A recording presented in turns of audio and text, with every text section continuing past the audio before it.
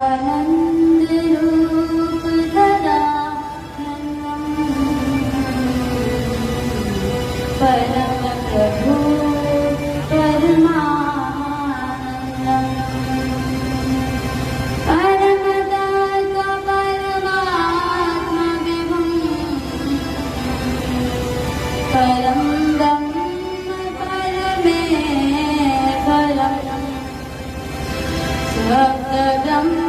रूप ब्रह्म परम तत्वरूप परम तत्व परम सद्गुरु सदानंद अवतार अनन्य श्रद्धा भक्ति समर्पणम गुरुदेव महाराज की परमपिता परमेश्वर की आनंद कंदलाधारी प्रभु सदानंद मनमोहन भगवान की आइए हम सभी अपने वाणी को पवित्र करने के लिए परमात्मा के परम पवित्रतम नाम का स्मरण करते हैं। जगे सारे सारे रचना सदानंद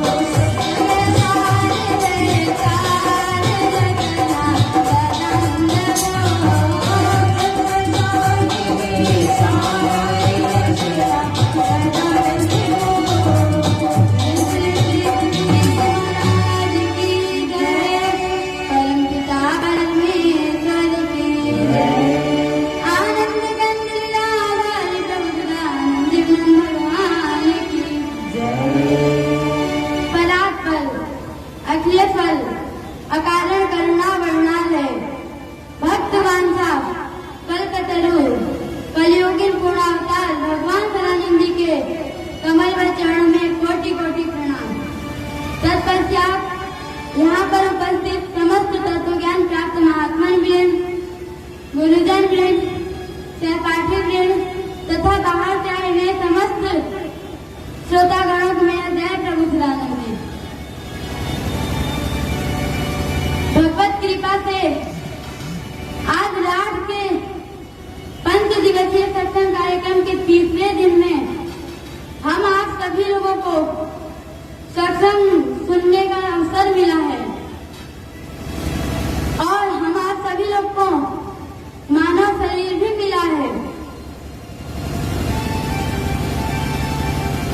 मानव जीवन 2 प्रकार के होते हैं, एक लौकिक और एक पारलौकिक। लौकिक अर्थात लौकना मतलब देखना, हमें इन स्थूल आंखों मतलब ये जो आंखें हैं इसे जो भी चीजें दिख रही हैं, इसे 2 ही चीज दिख रही है, एक संसार और एक शरीर। तीसरा कुछ दिख रहा है, एक तो संसार दिख रहा है, संसार की सभी वस्तुएं, दूसरा शरीर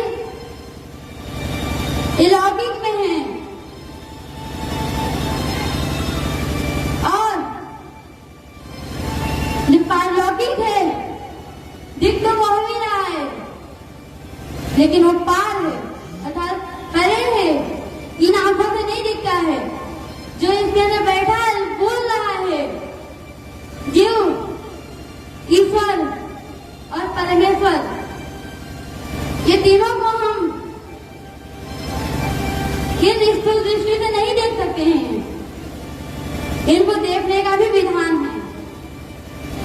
जीव को हम सूक्ष्म दृष्टि से देखते हैं, आत्मा को हम दिव्य दृष्टि से देखते हैं और परमात्मा को हम तत्व दृष्टि से देखते हैं।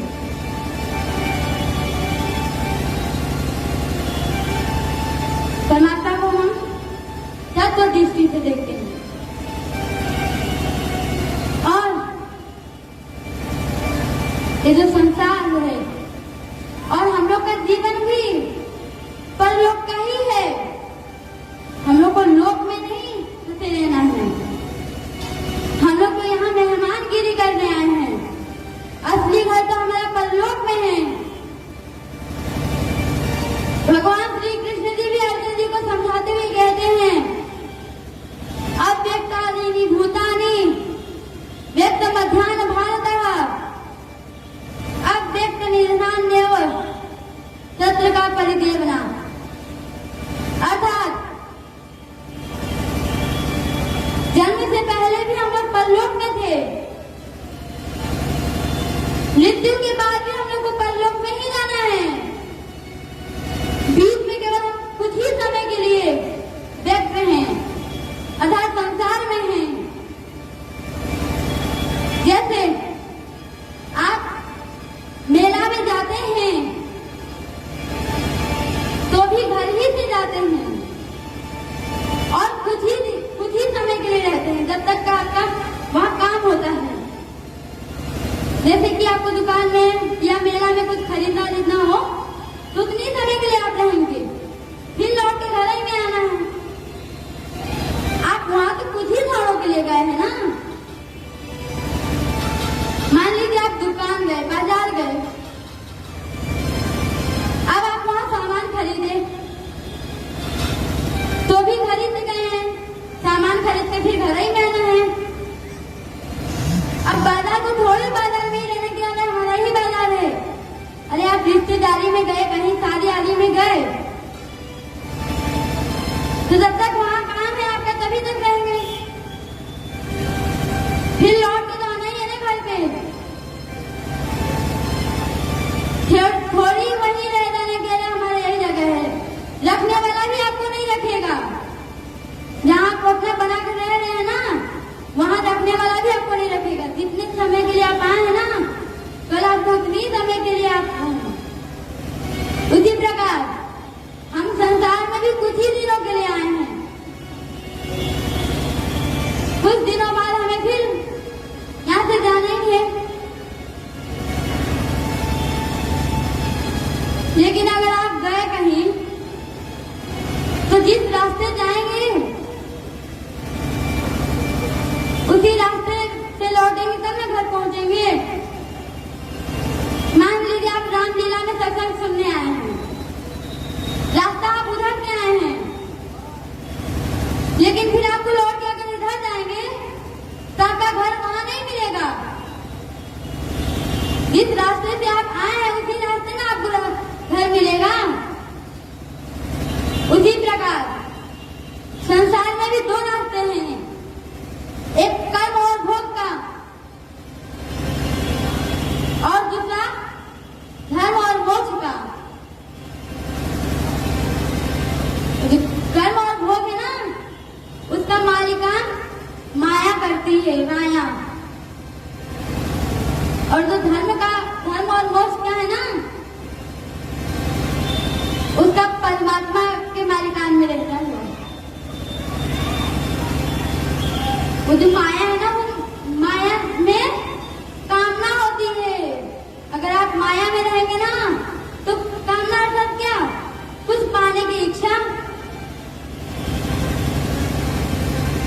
कामना मन यही होता है कि कोई दूसरा भी अर्थ होता है कामना का। कामना का यही अर्थ होता है ना कि कुछ पाने की इच्छा। और कुछ पाने की इच्छा में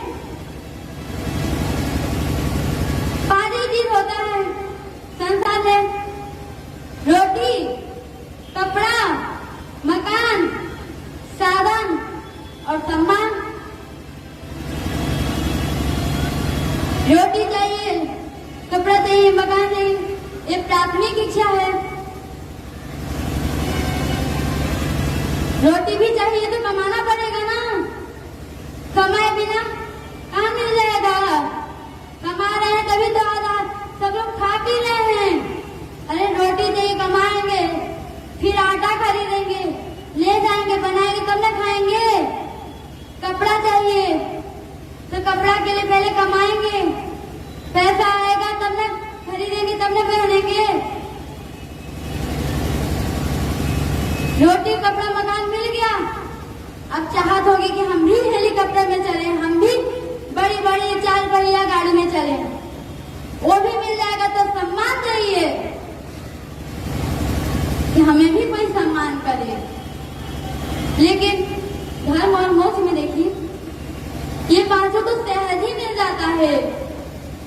जो आश्रम में रह रहे उन लोगों को देखिए, खाने के लिए भी सहज ही मिल रहा है, कपड़े भी सहज ही मिल रहा है, मकान। पुरुषोत्तम धाम में जाके देखिए कितनी बड़ी बड़ी मकाने हैं, ज्ञानालय कितना बड़ा है, रहने के लिए कितना बड़ा है, सहज ही मिल रहा है। और साधन, घूमने के लिए साधन भी सहज। और सम्मान देखिए, अरे कर्म और भोग में देखिए, भिखारी नहीं, भिखारी से लेके प्रधानमंत्री तक सम्मान चाहते हैं, सम्मान। अरे इसलिए ना प्रधानमंत्री चुनाव लड़ते हैं कि हम भी एक बार जीत ले, फिर से हमारा नरेंद्र मोदी नाम हो। और देखिए धर्म और मोक्ष में आश्रमवासियों का सभी लोग पहुंच होते हैं। क्यों? क्योंकि वो धर्म और मोक्ष में है। अरे आप लोगों का क्यों नहीं छूटते हैं सब लोग पांव? क्योंकि आप लोग कर्म और भोग में हैं।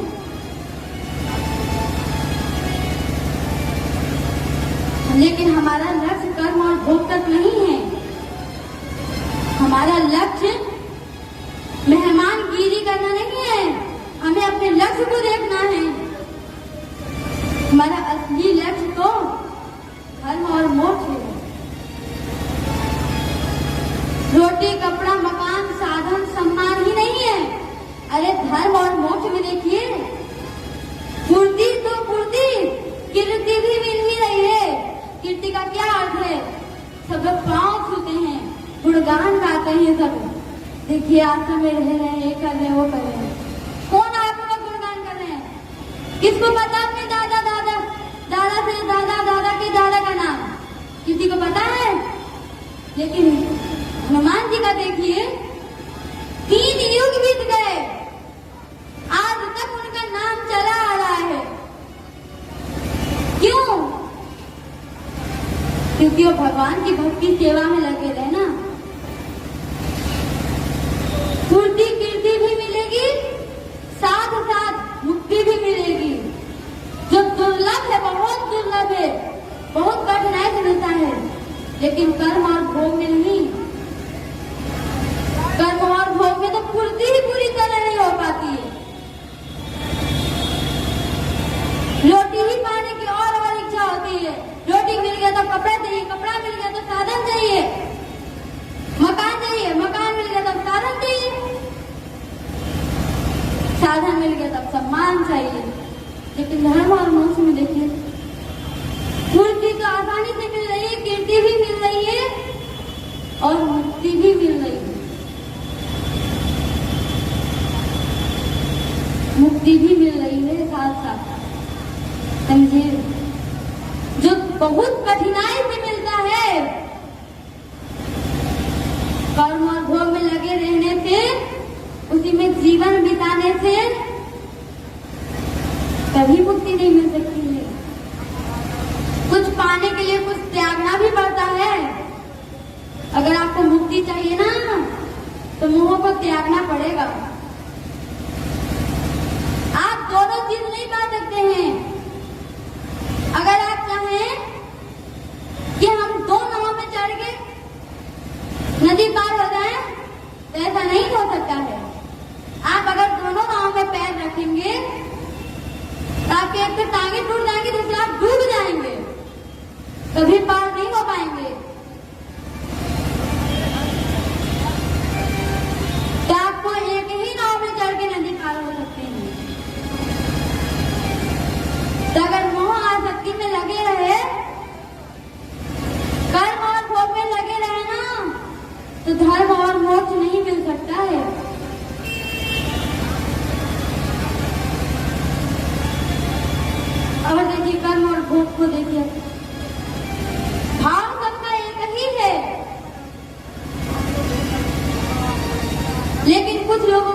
परिवार संसार में है। परिवार का क्या मतलब, अर्थात माता पिता, बेटी बेटा, पति पत्नी, इसी में भाव है कुछ लोगों का, कर्म और भोग। और इससे मुक्ति नहीं मिल सकती है। लेकिन वही धर्म और मोक्ष को देखिए, और पता है वो जो कर्म और भोग में जो आसक्ति होती है ना, जो भाव होता है ना माता पिता के प्रति, उसको प्रेम नहीं, किसी वस्तु के प्रति लगाव हो ना, उसको प्रेम नहीं कहते हैं। अगर कर्म भोग में हो तो उसको मोह आसक्ति कहते हैं, ममता मोह आसक्ति। लेकिन वही धर्म और मोक्ष को देखिए, वही भाव मीरा का था, वही भाव शबरी का था, वही भाव ध्रुव प्रहलाद का था। आज युगों युगों में उनका नाम चला आ रहा है। अरे क्यों नहीं, आपके दादा दादी का नाम आ रहा है। और भी बहुत पहले से पहले बहुत सारे राजा महाराज हुए, क्यों नहीं उनका नाम हो रहा है? क्योंकि जिस प्रकार आप लोग को अपने परिवार से मोह है ना, उसी प्रकार उन लोग को भी अपने परिवार से मोह था। भगवान जी को नहीं पाए, नहीं समझे। अरे ध्रुव इतना छोटा बच्चा, आज उसका नाम भक्त ध्रुव ले रहे हैं, सभी लोग उनका गुणगान गा रहे हैं, उनको जान रहे हैं। 4 युग बीत गया, आज कलयुग चल रहा है, फिर भी ध्रुव का नाम है। क्यों? क्योंकि उनका भगवान के प्रति प्रेम था, मोह नहीं था परिवार के प्रति। आप लोग बताइए, अगर ध्रुव जी अपने पिताजी का गोद छोड़कर नहीं जाते, भगवान की खोज में ना लगते, तो क्या उनका नाम होता? बताइए ना, नाम होता? नहीं होता। लेकिन वही परिवार का गोद छोड़े, भगवान का ध्यान किए, भगवान जी को प्राप्त किए, तब उनका नाम चला आ रहा है।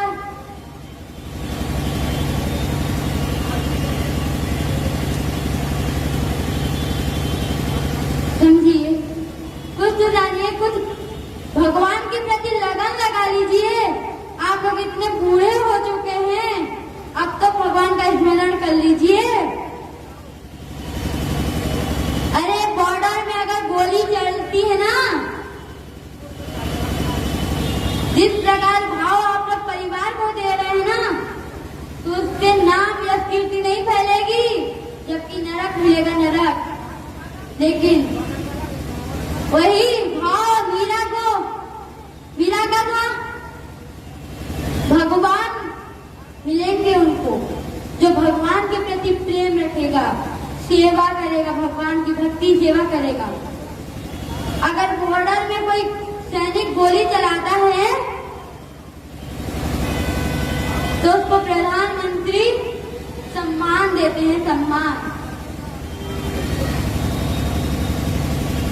लेकिन वही यदि आप अभी किसी को मार दो, तो आपको जेल मिलेगा। क्यों?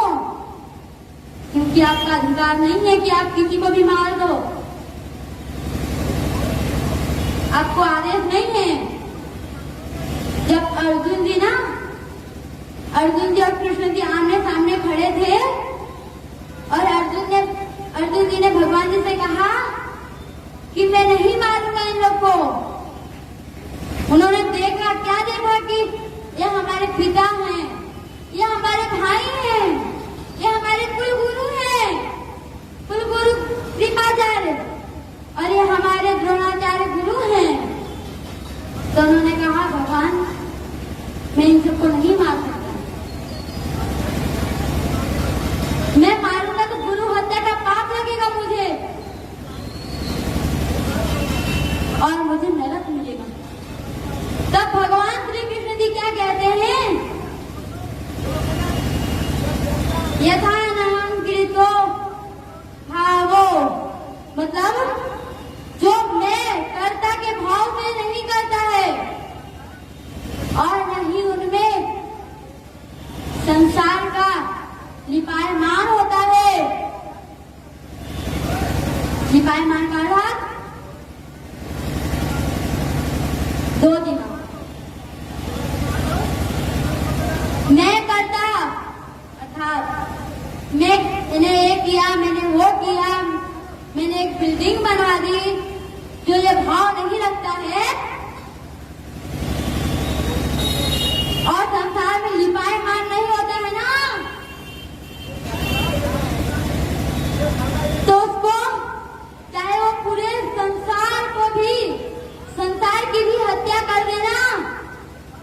पाप नहीं लगेगा।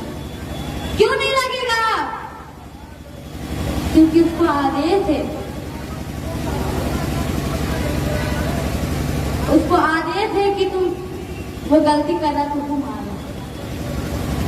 आप लोग भी थोड़ा समझिए, जानिए। जो भगवान ने आपको इतना देव दुर्लभ मानव जन्म दिया है, संसार में भेजा है, संसार में भेजते समय भी भगवान ने बता दिया था कि जा रहे हो संसार में तो मेरी भक्ति करना, सेवा करना। और जब आप आए थे ना, आप नहीं बस हम भी, हम आप सभी लोग जब गर्भ में थे ना, तो पता है भगवान से क्या प्रार्थना किए थे? हे भगवान, मुझे इस से निकाल दो, मैं आपकी भक्ति सेवा करूंगा, मैं आपकी ही भक्ति सेवा करूंगा, आपकी ही पूजा करूंगा। और जब आपको भगवान ने इस दुख से छुटकारा दिया, दुख से छुटा दिया, तो भूल गए कौन भगवान है, लग गए। अब कोई आता है और कहता है चलो आत्मा थोड़ा रुक जाइए, थोड़ा और करते करते घोड़ा बन जाते हैं, लेकिन परिवार को नहीं छोड़ पाते। अरे दुख कष्ट सहेंगे ना, तभी भगवान मिलेंगे, अपने ही परिवार रहने से नहीं मिल जाएंगे। सुनिए, एक बार एक पत्थर और एक मूर्ति दोनों ट्रक में जा रहे थे, ट्रैक्टर में। पत्थर और मूर्ति टकराए तो पत्थर ने मूर्ति से कहा कि देखो मूर्ति, मेरे ऊपर तो सब लोग चलेंगे, मेरे ऊपर पैर रखेंगे, लेकिन तुम्हारे ऊपर दही से तुमको नहलाएंगे, पानी से नहलाएंगे। तो मूर्ति ने पता क्या जवाब दिया? ये जवाब दिया कि जब मालिक तुमको मूर्ति बनाने के लिए खो गया था, तब तुम छिन्न भिन्न हो गए, नहीं सह पाया उनकी कठोरता को। लेकिन वही में जब मुझे मारा गया तो मैं एक स्थिर रहा, तो जब मैं मूर्ति बन गया और तुम्हारे ऊपर पैर रखूंगा। इसी प्रकार एक ईंट के भट्ठे में अगर ईंटा को पकाया जाए और कहीं ना ले जाया जाए उसको, तो वहीं पड़े पड़े वो दोबारा मिट्टी बन जाएगा। लेकिन उसका कोई मान नहीं। लेकिन वही ईंटा कहीं जाके बड़ी बिल्डिंग बन जाएगा तो लोग देखने आएंगे, अरे ये बिल्डिंग किसी का नहीं है, वो जो आपको घर दिख रहा है वो ईंटा से ही ना बना है। अगर वो ईंटा भट्ठे में ही रहता तो सड़ की मिट्टी ना बन जाता। उसी प्रकार अगर आप परिवार में रहेंगे ना, अरे जो लोग पहले से ही परिवार में थे, हमें कोई अपने दादा के दादा के दादा का नाम बता दो, कोई बता सकता है? क्यों नहीं? जिस प्रकार वो ईंटा भट्ठे में पड़े पड़े मिट्टी बन गया दोबारा, लेकिन जाके मकान नहीं बन पाया, उसी प्रकार आपके जो दादा के दादा थे ना, वो भी वहां आसक्ति रूपी भट्ठे में पड़े पड़े दोबारा मिट्टी बन गए, लेकिन आज उनका कोई गान नहीं हुआ रहा है। वही मीराबाई को देखिए, जबरी माँ को देखिए, आज तक उनका नाम चला रहा है। कौन अपनी दादी की दादी या नानी के नानी के नानी का नाम बता देगा? बता सकता है कोई? नहीं बता सकता। क्यों? पता ही नहीं है। लेकिन मीराबाई सबरी को देखिए, आज कितने बड़े भक्त बन गए। विवेकानंद जी को देखिए, उनका घर की स्थिति बिल्कुल खराब हो चुकी थी। छोटे ही थे तब उनके पिता का देहांत हो गया था। जब वो घर से निकले थे ना तो उनके पास कई 4-5 दिनों बाद तो उनको खाने को मिलता था। उनके साथ 4-5 लोग भी निकले थे। जब बहुत कठिनाई से मिला तो उन्होंने कहा कि चलो अलग अलग प्रचार करो। तो जब सब लोग अलग अलग हो गए तो जब विवेकानंद जी इंग्लैंड जाते थे ना विदेशों में, तो उनको कोई ओढ़ने नहीं देता था। उनका मजाक बना देते थे, उनका टोपी उतार देते थे, मजाक बनाते थे। उनको इतनी ठंड लगती थी कि वो रात भर नहीं सो पाते थे। पूरे कमरे में दौड़ ही लगाते थे, केवल गल नहीं आ जाए। इतनी कठिनाई झेली है भगवान को। हनुमान जी को देखिए,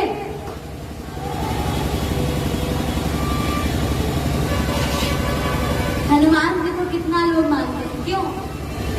अरे आपके दादा के दादा को कौन मानता है? क्यों नहीं मानता है?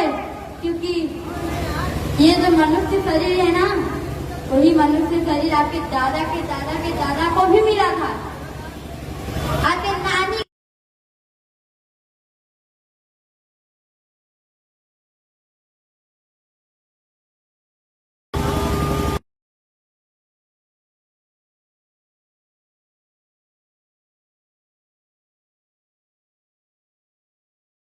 घर परिवार में रह के कुछ नहीं मिलेगा जितना आपको आश्रम में भगवान की भक्ति सेवा करके मिलेगा। क्योंकि भगवान ये सब चीज अपने भक्तों को देता है। हनुमान जी को लोग आज कितना मानते हैं, जगह जगह हनुमान जी की मूर्ति लगी। लेकिन देखिए वही आपके दादा के दादा कोई नहीं मानता। ये मनुष्य जन्म बहुत दुर्लभ है। बड़े भाग मानुष तन पावा, दुर्लभ सद ग्रंथ ही गावा। आप सोचते होंगे कि हमें तो ये हर रोज सुनने मिलता, बड़े भाग मानुष तन पावा, दुर्लभ सद ग्रंथ।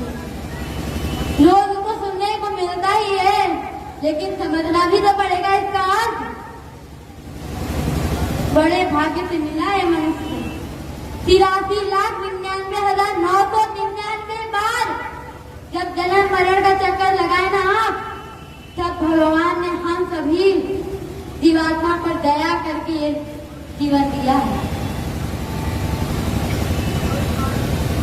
100 बरस दुख पावही, तिर धुन धुन पछताई, अकाल ही कर्म ही ईश्वर ही मिथ्या दोष लगाए।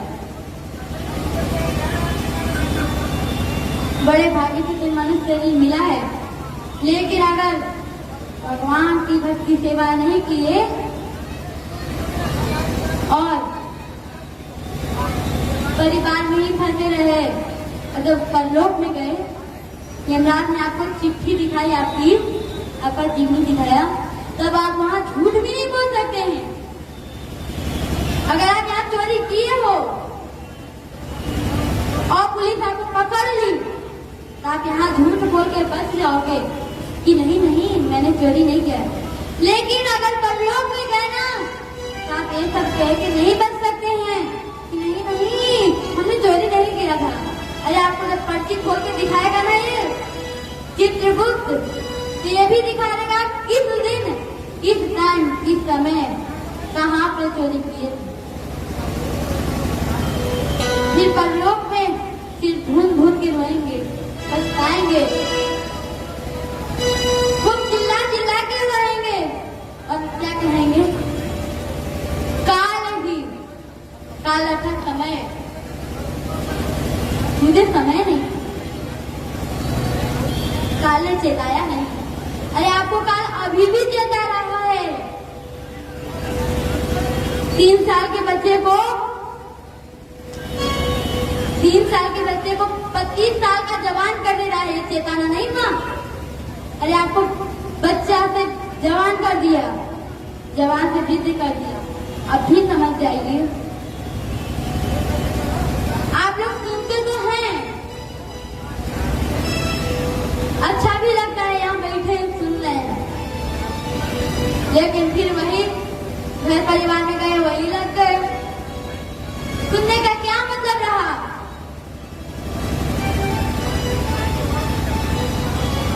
वही लाके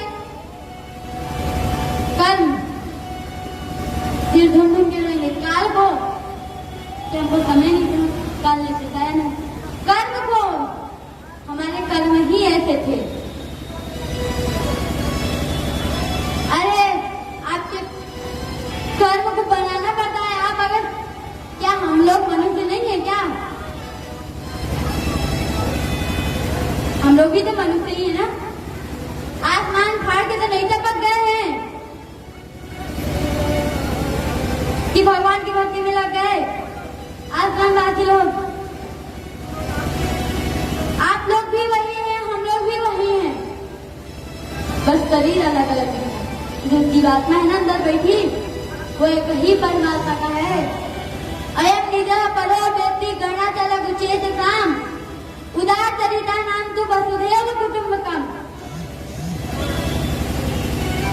ये मेरा है, ये उसका है, ये तो मूढ़ बुद्धि वाले कहते हैं। लेकिन जो जानता है उसके लिए तो पूरी धरती एक ही परिवार के समान है।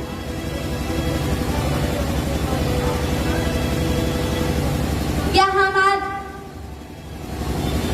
आप लोग एक परिवार नहीं हैं? अरे आप एक ही परिवार वाले हैं, तो फिर क्यों नहीं भगवान को मानना? अरे अपने में नहीं तो किसी और को देख के तो समझिए। जो आश्रम में रह रहे हैं, सत्संग सुन तो रहे हैं, यहाँ 20-25 लोग बैठे हैं, लेकिन अभी एक को कह दिया जाए चलिए आश्रम, तो ना हो जाएगा मुंह से, नाम में फ्री हो जाएगा। यही तो मोह को त्यागना है। जिस धन को आप छोड़ नहीं पा रहे हैं, जिस बेटी को, जिस पति को आप छोड़ नहीं पा रही हैं, आप जिस पत्नी को छोड़ नहीं पा रहे हैं, तो शरीर छूट जाता है जब, तभी तो उसको साथ में लेके जाना चाहिए। क्यों नहीं साथ लेके जाते हैं? धन आपके पास है तो आप क्यों नहीं साथ लेके जाते हैं? अरे जो धन से आपको इतना लोभ है, इतना मोह है, जब परलोक में जाते हैं तो उसके साथ में ले जाया करिए। याद है, पता है साथ में कुछ नहीं जाता है। आज तक किसी को शरीर घूमते देखा, किसी को क्या लेके जाते हुए देखा है? किसी ने कुछ लेके जाते हुए देखा है? बताइए ना, क्यों नहीं बता रहे हैं आप लोग? कुछ देखा ले जाते हुए, लेकिन उसका कर्म जरूर उसके साथ जाता है। धन सिकंदर का नहीं सको रह गया, धन सिकंदर का नहीं सको रह गया, धन सिकंदर का नहीं सको रह गया, धन सिकंदर का नहीं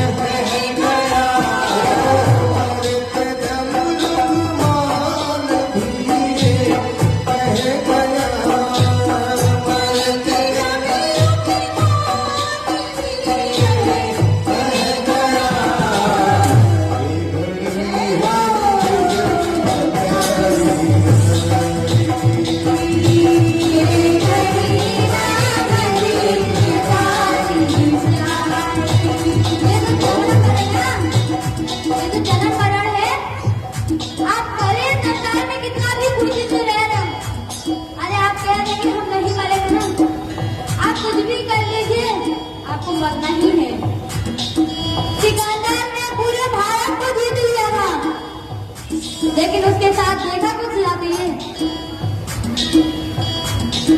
काल आपके साथ लगा है।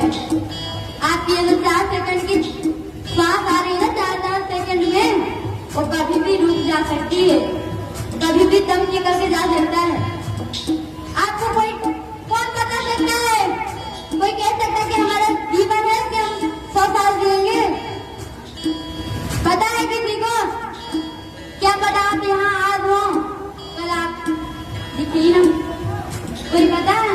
अरे तब आपको पता ही नहीं है। जो चीज का आपको पता ही नहीं तो पहले से ही अच्छा करना चाहिए ना। जान ले, कभी भी जाना हो सकता है। लिखा पढ़ी करके नहीं आया है कि आपको 100 साल बाद ले जाएगा। किसी को नहीं पता है कि हम 100 साल बाद ही जाएंगे। 70 साल में ही ये 4 दिन की जिंदगानी है। 25 साल का एक दिन होता है, 50 साल का 2 दिन, 75 साल का 3 दिन, और जो 80 साल आ जाता है ना, उसके आगे समझ लीजिए आपका 4था दिन है। कभी भी दम निकल जा सकता है। यही 4 दिन है, आप अपने जिंदगानी को संभाल सकते हैं, अपने जीवन को संभाल सकते हैं। अगर नहीं संभाले ना तो आप कितना भी सिर पीट पीट के रो लीजिए, कितना भी क्षमा मांग लीजिए ना, यमराज आपको क्षमा नहीं करेगा। होगा जब परलोक में तेरा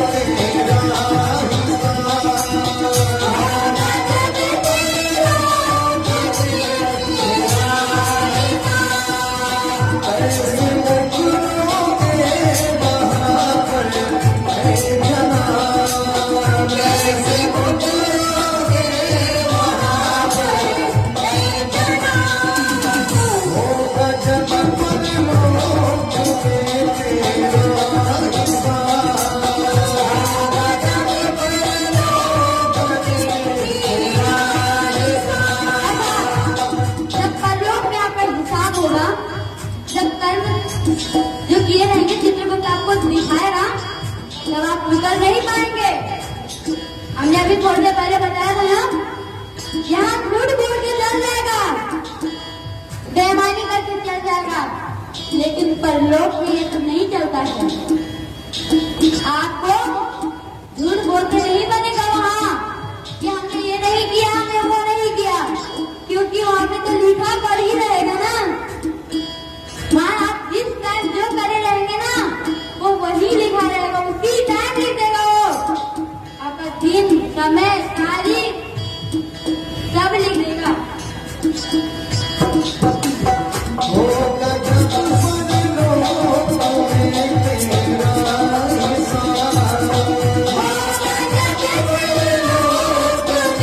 तेरा हिसाब, ऐसे मुकरोगे वहाँ पर है जनाब, ऐसे मुकरोगे वहाँ पर है जनाब। जब वही तेरी तारी जाएगी, जब वही तेरी तारी जाएगी, वो जब वही तेरी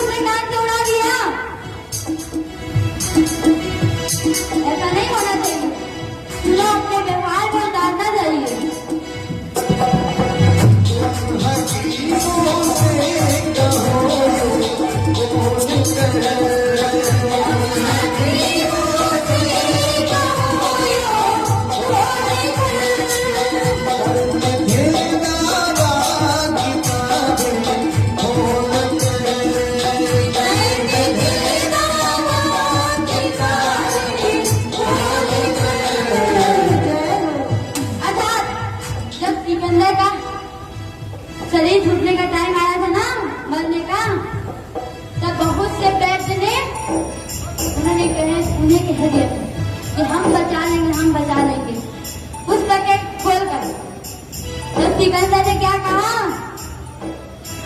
उन हकीमों को कह दो कि जो दावा देते थे ना पुस्तक खोल कर अब कहाँ चले गए, मरने के टाइम कहाँ चले गए। उन हकीमों से कहो यूं बोल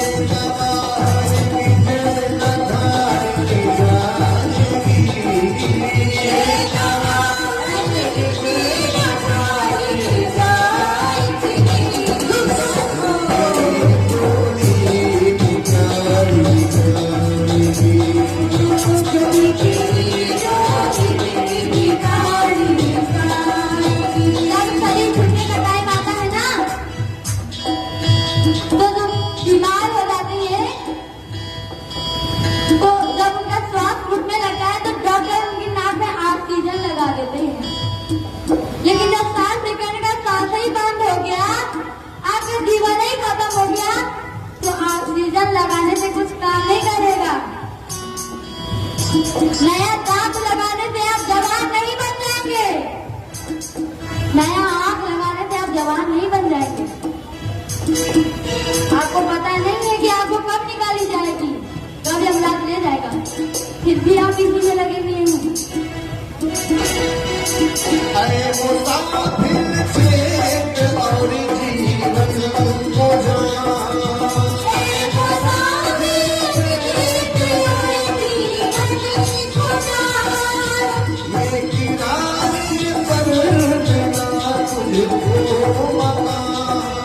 मैं किराए पर बिना तुझको मकान कह रहे हैं कि आप तो समझ जाइए, बच्चे से जवान हो गए हैं, अब तो सीख जाइए। ये जो शरीर है ना, जिस जगह आप किसी गांव में है और आपको शहर में पढ़ना है, तो आपको पीएचडी बनना है, कुछ बनना है, तो आप कमरा लेके पढ़ते हैं ना। उसी प्रकार ये जो शरीर है ना, ये किराए का है, बहुत अनमोल है ये शरीर। भगवान से बहुत विनती, बहुत प्रार्थना करने के बाद मिला है, कोई मदद नहीं है। अपने को संभाल लीजिए, अपने को चेत लीजिए। इतना सुनने को मिल रहा है तो बहुत कठिनाई से मिलता है, बहुत कठिनाई से। ऐ मुसाफिर चेत और जीवन को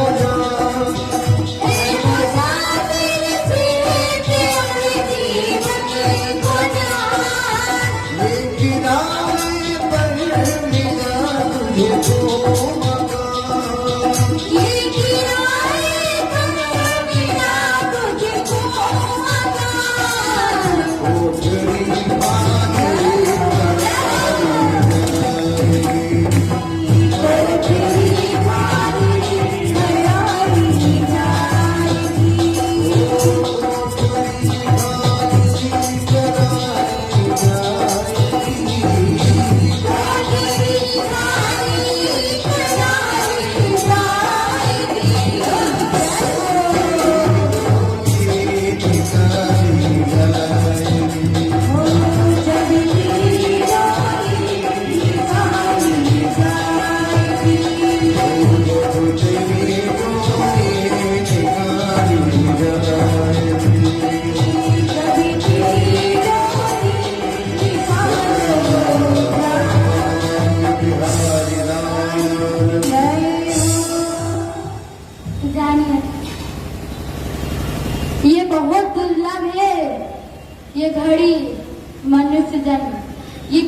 का घर है। आपको पता नहीं है कि आपको इस शरीर से कब निकाल दिया जा सकता है। आप धन परिवार सब छोड़ देंगे, लेकिन आपका कर्म जरूर आपके साथ जाएगा। आज जो अभी यहाँ झूठ बोल रहे हैं ना, तो वो भी साथ जाएगा और वहां बताया जाएगा कि तुमको मानुष जन्म क्यों मिला था और क्या किए। हम आप सभी को मानव जीवन भगवान की भक्ति सेवा करने को मिला है, भगवान की सेवा भक्ति करने को। लेकिन अगर हम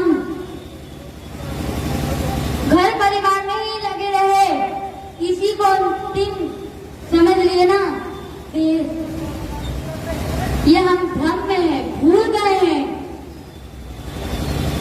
कि हमारे यही घर है। अगर सोचे ना, एक भूल है आपका, यही नहीं है आपका, जगह तो कहीं और है, आपका रास्ता कहीं और है।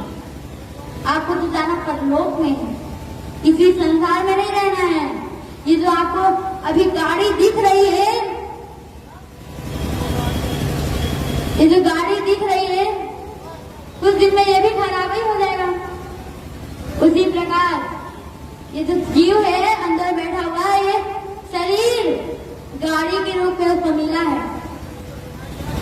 आप लोग चेतिए, संभलिए, जानिए। अरे राठ में इतना बड़ा सत्संग कार्यक्रम, 5 दिवसीय सत्संग कार्यक्रम है। आज तीसरा दिन है, 2 दिन और बाकी है। देखते हैं इसमें से कौन जाने के लिए हाँ कहता है। इतना तो